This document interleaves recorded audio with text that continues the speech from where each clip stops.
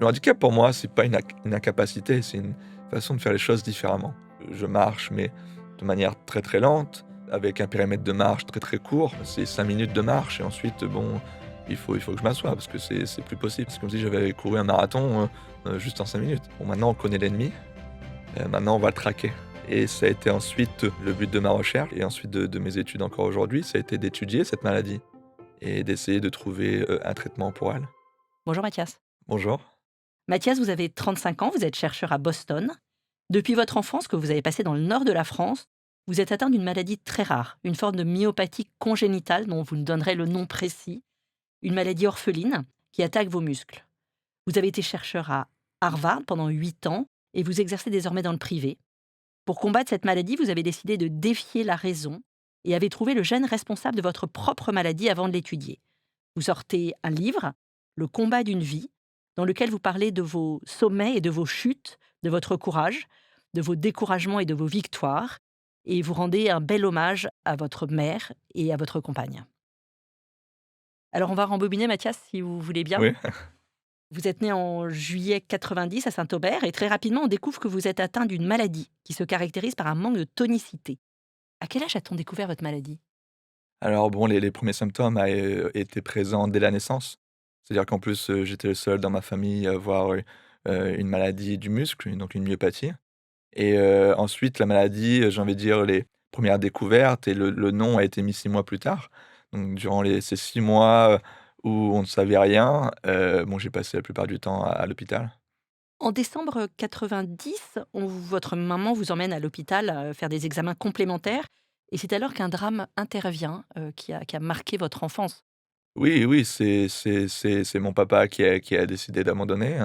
Bon, voilà, il s'est suicidé pour, j'ai envie de dire, voilà, il n'avait pas la force de combattre cette maladie et ma maman ensuite, voilà, elle s'est dit: «Bon, soit j'abandonne, soit je combats» et elle a choisi la deuxième option et c'est ce que j'ai suivi ensuite et pour l'anecdote, c'est aussi, la réalité des choses, c'est qu'une semaine après, son décès, nous avions enfin un nom sur la maladie.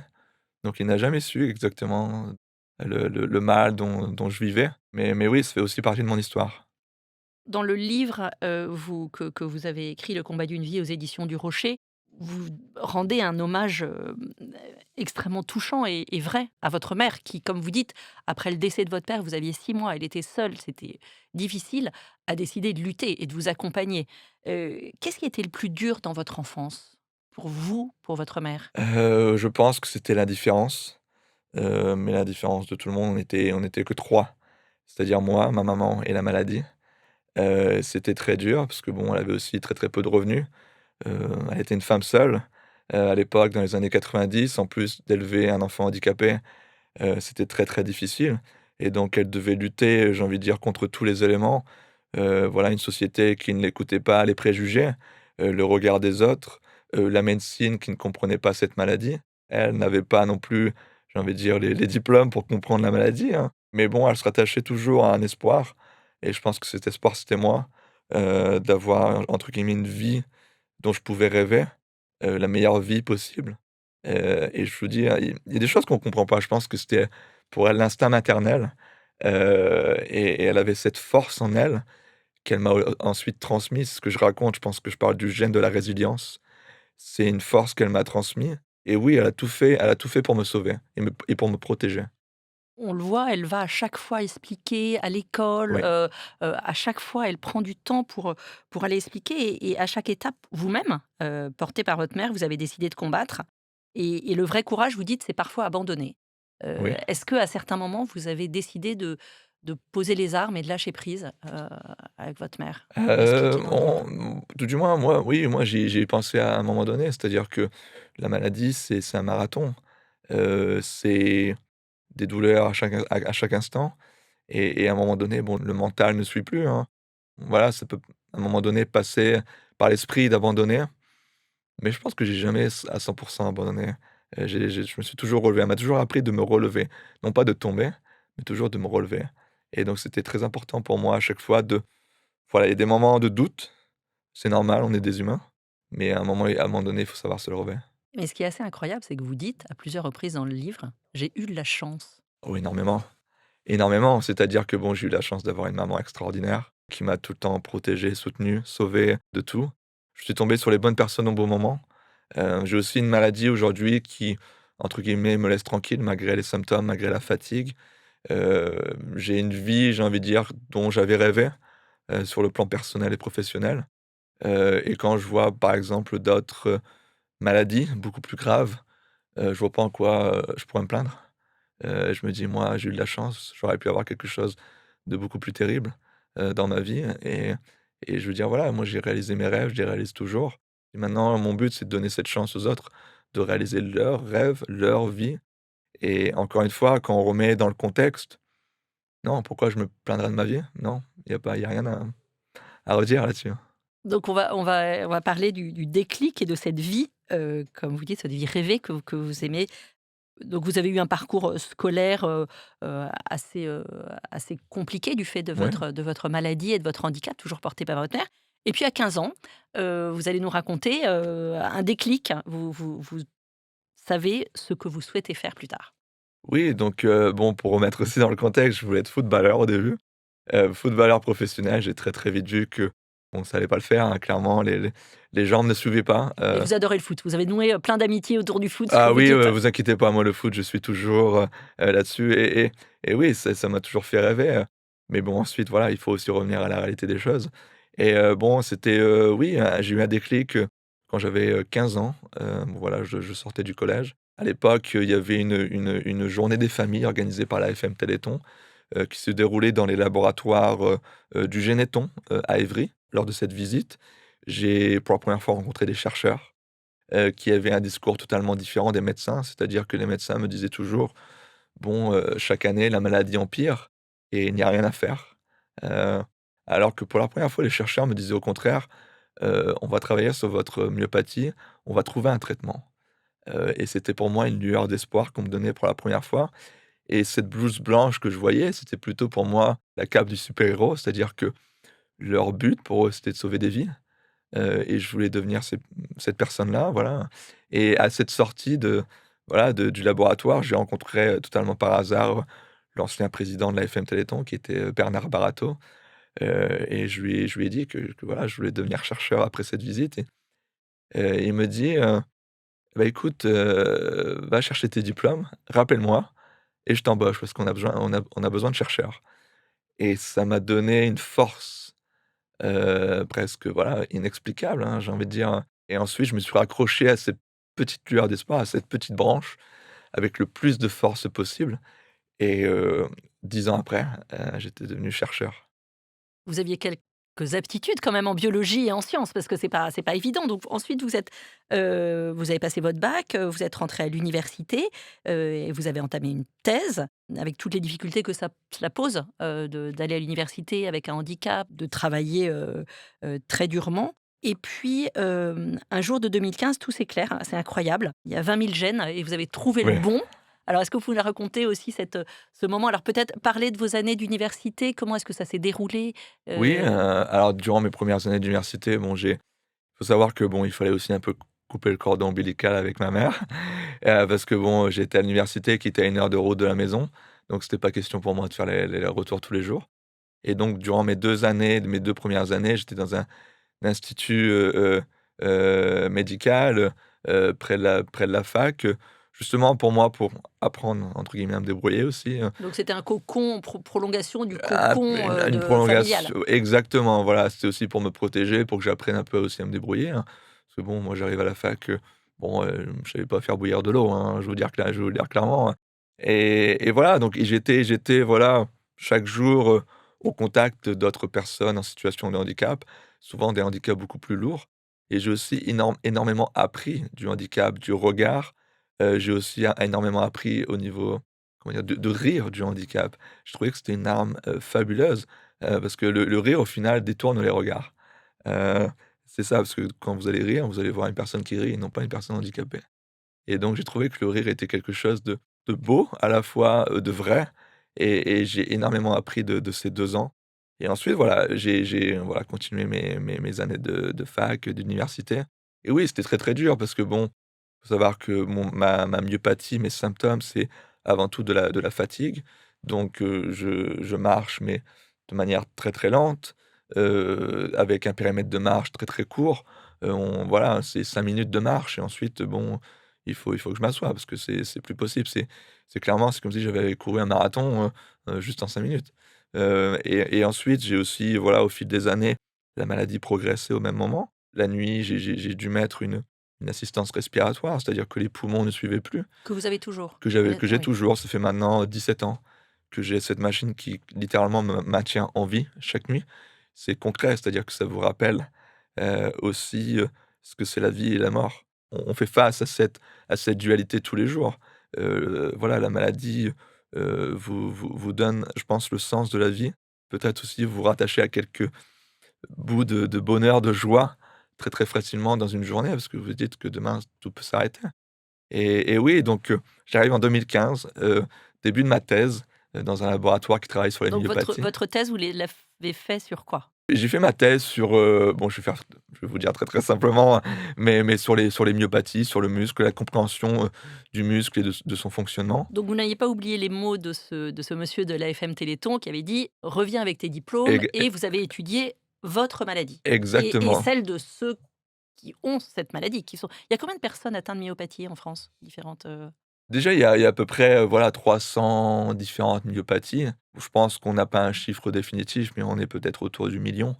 De personnes avec, une atteinte musculaire, avec des degrés de sévérité qui d'accord. sont quand même différentes. Malheureusement, il y a aussi beaucoup, beaucoup de différentes maladies et donc au final, le nombre de patients pour chaque maladie est très, très rare et très, très petit et donc au final, de chercher de comprendre ces maladies est aussi très, très compliqué. À la fois, c'est un peu comme une aiguille dans une botte de foin. Il faut vraiment aller chercher les détails. Il faut aussi en termes de financement, aller chercher ces financements. Quand on vous dit: «Est-ce que voilà, est-ce que ça vaut le coup d'aller financer une recherche qui va peut-être toucher 10 personnes en France, je sais pas, dans le monde?»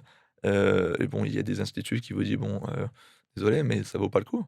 C'est malheureux, ça a été mon cas, pour ma maladie. Pour ma maladie, bon, il y a peut-être une centaine de personnes en France atteintes de ma maladie et bon, c'est très, très compliqué, hein. C'est pour ça qu'il y a pas de traitement, au final et quand je reviens, voilà, en 2015, quand j'ai découvert ce gène aussi, j'ai envie de dire par hasard, j'ai fait la rencontre d'un médecin, d'un neurologue, qui était aussi, mon collègue dans ce laboratoire et au détour, voilà, de mes recherches, j'ai lu un article scientifique, encore une fois, c'était la curiosité. J'ai lu un article scientifique qui décrivait des patients avec les mêmes symptômes que les miens, dont on avait découvert la cause génétique et j'en ai parlé à mon médecin et je lui ai dit: «Bon, il faudrait peut-être aller chercher ce gène parmi les 20 000, aller chercher ce gène» et 3 mois après, on m'a rappelé, ils m'ont dit: «Bon, tu avais raison».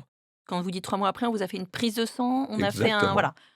et on a envoyé ça en analyse, en indiquant exactement où il fallait chercher et ils m'ont dit: «Bon, tu as raison, et exactement, voilà, c'est à cet endroit-là où il y a une mutation génétique qui, est aussi trouvée chez quelques patients et qui serait la cause de ta maladie». C'est un peu comme si vous allez, par exemple, aller quelque part en voiture et vous indiquez l'adresse, sur le GPS. Moi, je leur ai indiqué l'adresse sur le GPS et ils se sont dit: «Bon, oui, c'est la cause de ta maladie». C'est incroyable et donc vous aviez quel âge à cette époque-là? J'avais 25 ans. Donc 25 ans pour trouver ce 25 gène? ans, ça a été 25 ans d'errance du diagnostic, c'est-à-dire c'est un quart de siècle. En 25 ans, vous avez du temps de faire des choses, hein. Mais j'ai vécu 25 ans un peu dans le brouillard, sans jamais savoir l'évolution de cette maladie. Je n'avais pas les mots pour l'expliquer, c'est-à-dire que j'avais des médecins qui n'arrivaient pas à m'expliquer cette maladie. Alors comment voulez-vous, moi, que je l'explique aux autres? Quand on me demandait: «Ah, est-ce que voilà, est-ce que tu as une maladie?» Bon, oui, mais laquelle? C'est très difficile pour Quel est moi. le nom de votre maladie? Donc on appelle cette maladie une myopathie congénitale à disproportion des fibres musculaires, et donc qui touche à peu près une personne sur, 400 000, dans le monde. Qu'est-ce que ça a changé de découvrir, le gène exact, responsable de votre maladie? Ça a changé beaucoup de choses pour moi, c'est-à-dire que c'était déjà un poids, qui se libérait de mes épaules. J'avais l'impression d'être, entre guillemets, «de nouveau libre», parce qu'il faut savoir que ce corps, est pour moi une prison. J'ai des idées, j'ai des envies, mais le corps ne suit pas et donc déjà de savoir l'identité de cette maladie, c'est aussi se dire de Bon, maintenant on connaît l'ennemi, maintenant on va le traquer et ça a été ensuite, le but de ma recherche, ça a été de et ensuite de mes études encore aujourd'hui, ça a été d'étudier cette maladie et d'essayer de trouver, un traitement pour elle. Ça a été c'est clairement ça, ça a été une sorte de délivrance pour moi. Ouais, Après votre thèse, vous avez décidé de rejoindre, un laboratoire, aux États-Unis. oui. Pourquoi les États-Unis? Bon, je veux dire très simplement, c'est, la langue, de la science, c'est l'anglais. Et puis bon, j'étais aussi à un moment donné, voilà, il y avait 1 an auparavant, j'avais découvert ce gène. J'étais dans une optique, dans un esprit qui était totalement différent, où j'avais envie de recommencer quelque chose dans ma vie. C'était un nouveau départ pour moi et je me suis dit: «Pourquoi pas? Je suis jeune, allons-y». Donc c'est pour ça les États-Unis, ça me faisait aussi rêver, de partir là-bas et je vous dis quand on vous propose Harvard une fois dans votre vie, je pense qu'on peut pas le refuser parce qu'on va pas Et vous le alors, reproposer une deuxième fois. d'autant que, c'est le chercheur qui a découvert le gène de la myopathie de Duchenne Oui. qui vous embauche. On se dit quoi quand on arrive dans une équipe, de ce chercheur à Harvard aux États-Unis? Heu, on est impressionné. C'est vrai que bon, moi j'étais un gamin, hein, je suis arrivé là-bas à 26 ans. Je me suis dit: «Pourquoi moi? Pourquoi il me choisit?» Mais je pense qu'il a vu en moi, le chercheur en devenir, cette curiosité, mais aussi cette force et oui, c'était impressionnant. C'est-à-dire que, bon, à côté de son bureau, il a la cartographie de l'époque, de 1986 du gène de la myopathie de Duchenne. J'ai envie de dire, c'est à la limite une œuvre d'art qu'on devrait exposer dans un musée, hein, parce que bon, c'est en termes scientifiques, j'ai envie de dire, c'est un peu le graal de la science, hein et j'ai aussi, beaucoup appris à côté de lui. J'ai travaillé avec lui tous les jours pendant 8 ans et d'apprendre, bah, de son histoire, de son expérience en tant que chercheur, chercheur imminent dans le domaine de la génétique. Ça a été aussi, je reparle encore une fois de chance, mais une chance inouïe pour tout chercheur, de le côtoyer aussi longtemps et encore une fois, j'ai pas à me plaindre, là-dessus quoi, non, non. Donc vous êtes parti aux États-Unis, vous avez vécu en France et aux États-Unis. Est-ce que le regard sur le handicap est différent des 2 côtés de l'Atlantique et qu'est-ce qu'on peut, retenir du regard des Américains pour nous Français? Est-ce que vous avez senti des différences? Oui, j'ai senti des différences, c'est-à-dire que bon, moi, aux États-Unis, je passais un peu incognito. Dans la rue, il y avait pas non plus de regard détourné, lorsque je passais dans la rue et c'est aussi culturel, j'ai envie de dire. Dans un premier temps, bon, la loi sur le handicap date de 1990.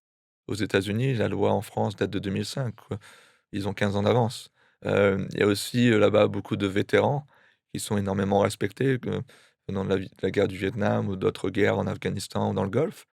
Malheureusement, ces soldats étaient souvent revenus aux États-Unis avec un handicap, à cause de la guerre et il y a eu beaucoup de choses mises en place pour eux, qui ont ensuite été mises en place pour les personnes atteintes d'une maladie génétique et donc tout de suite, j'ai trouvé ma place à Boston, aux États-Unis, en tant que personne handicapée et personne handicapée respectée, et je pense que là-bas, bon, ils aiment aussi les bonnes histoires, c'est aussi les Américains, c'est-à-dire que bon, à la fois d'un côté comme de l'autre, d'une manière négative ou positive, ils sont dans les extrêmes. J'ai envie de dire, mais quand ils voient une histoire comme ça, ils vous poussent à fond. C'est-à-dire qu'ils vont vous dire: «Ah vas-y, donne-toi les moyens de réussir, donne-toi les moyens de rêver». C'est un peu le rêve américain et oui, j'ai vu une différence, palpable, tout de suite sur place. Pour revenir à la France, Oui, vous êtes de passage en France, oui. pour quelques jours. Comment considérez-vous le regard, sur les personnes en situation de handicap en France? Qu'est-ce qui vous dérange le plus?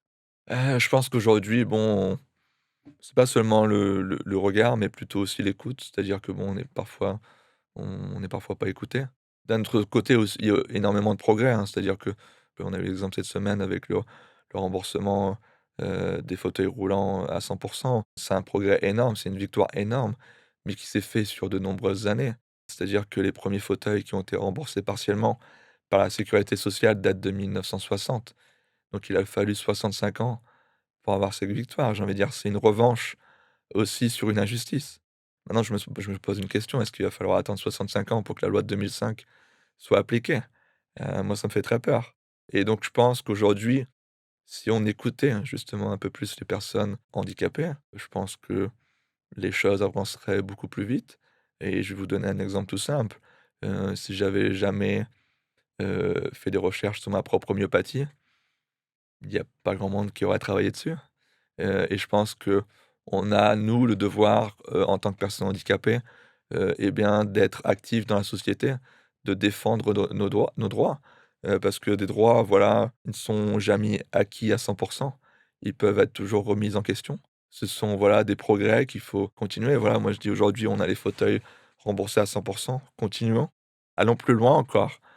Dépassons aussi, nos ambitions, dépassons nos idées et demandons aux personnes concernées qu'est-ce qu'on pourrait faire aujourd'hui encore, pour améliorer, leur vie. Donc, le handicap pour moi, c'est pas une incapacité, c'est une façon de faire les choses différemment et cette différence, je pense, devrait être vue comme une plus-value dans notre société, une société qui progresse, qui a besoin d'innover très, très vite et l'innovation passe par les idées, des idées fraîches, des idées différentes et je pense qu'aujourd'hui, notre pays, notre monde tourne un peu en rond parce qu'on manque d'idées et je me dis que si on demandait un peu aux personnes handicapées leurs idées, ce qu'elles pensent, les insérer, dans le monde professionnel, je pense que le monde irait beaucoup mieux. Le monde vivrait beaucoup mieux, et en meilleure santé aussi. Parce que, en termes d'aménagement, des lieux publics, par exemple, c'est des choses qui peuvent servir à tout le monde. Si on a la chance d'aller jusque-là, on passera tous par la vieillesse.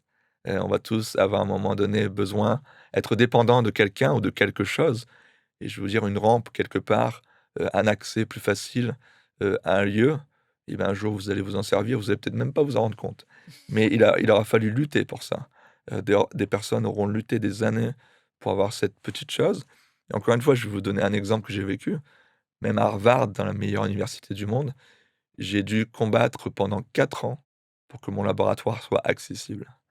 Ah, je m'étais dit: «Bon, c'est les gens les plus intelligents de cette terre» mais malheureusement, je me suis confronté aussi au regard, à la différence, même à mon niveau et je me dis que, bon aujourd'hui j'ai quitté Harvard, mais la chose dont je suis le plus fier aujourd'hui, ça a été ces aménagements qui serviront à d'autres, qui n'auront pas à passer par là et c'est ce que j'essaye de faire aujourd'hui dans la vie de tous les jours et j'ai remarqué que les personnes en situation de handicap, souvent, ce sont les personnes les moins égoïstes parce qu'elles pensent souvent aux autres, malgré les difficultés et je me dis que toutes les choses qu'on met en place aujourd'hui pourront servir à d'autres et j'ai envie de dire à tout le monde. Si je reviens à vos recherches, vous avez cherché 8 ans, dans le laboratoire d'Harvard. Qu'avez-vous découvert et est-ce que vous avez, suspendu vos recherches? Est-ce que vous avez continué? Qu'est-ce que vous avez découvert? Pendant quelques années, j'ai travaillé sur la myopathie de Duchenne, où on a développé quelques thérapies ou également des idées de thérapie pour cette maladie. J'ai également travaillé sur ma propre myopathie, où malheureusement il n'existait pas de modèles cellulaires ou animaux pour ça, donc c'est-à-dire qu'il n'y avait rien pour tester des médicaments et donc il a fallu, j'ai envie de dire, commencer avec une feuille blanche. On a développé des modèles qui nous ont permis de tester des premières choses. Le premier institut qui m'a fait confiance, a été l'AFM Téléthon, qui ont été les premiers à me soutenir pour développer aussi mon laboratoire sur place, pour travailler à 100 sur cette myopathie, qui, je le rappelle, ne touche que très, très peu de monde sur cette planète et donc oui, ça a été plusieurs découvertes et je pense, qui ont permis aussi à d'autres laboratoires de travailler là-dessus. Je pense que j'ai aussi permis de développer cette recherche un peu, en termes de collaboration aussi avec d'autres laboratoires et donc maintenant je ne travaille plus seul là-dessus, c'est ça aussi. C'est-à-dire que les idées viennent du monde entier, il y a pas de frontières. Ça m'a permis, voilà, de développer cette recherche, mais au niveau mondial. Merci beaucoup, Mathias. On va passer à une autre partie de notre entretien, un peu plus, rapide de questions-réponses. Si vous deviez qualifier d'un mot votre engagement, ce serait? Pour les autres, Quand faut-il renoncer? jamais. Quel est le compliment qui vous fait le plus plaisir? Ouh, très, très bonne question. Heu, alors je vais vous dire, je vais vous avouer quelque chose, généralement, je retiens souvent les choses négatives. C'est vrai que je marche pas là-dessus, en retenant les choses positives, mais je pense que, oui, quand on m'a dit que, de ne que quand j'abandonne jamais, c'est ça, j'ai envie de dire, ouais. Quel est votre prochain rêve? De fonder une famille. Quel est le lieu qui vous ressource? Ah, le Nord, Le Nord. ouais.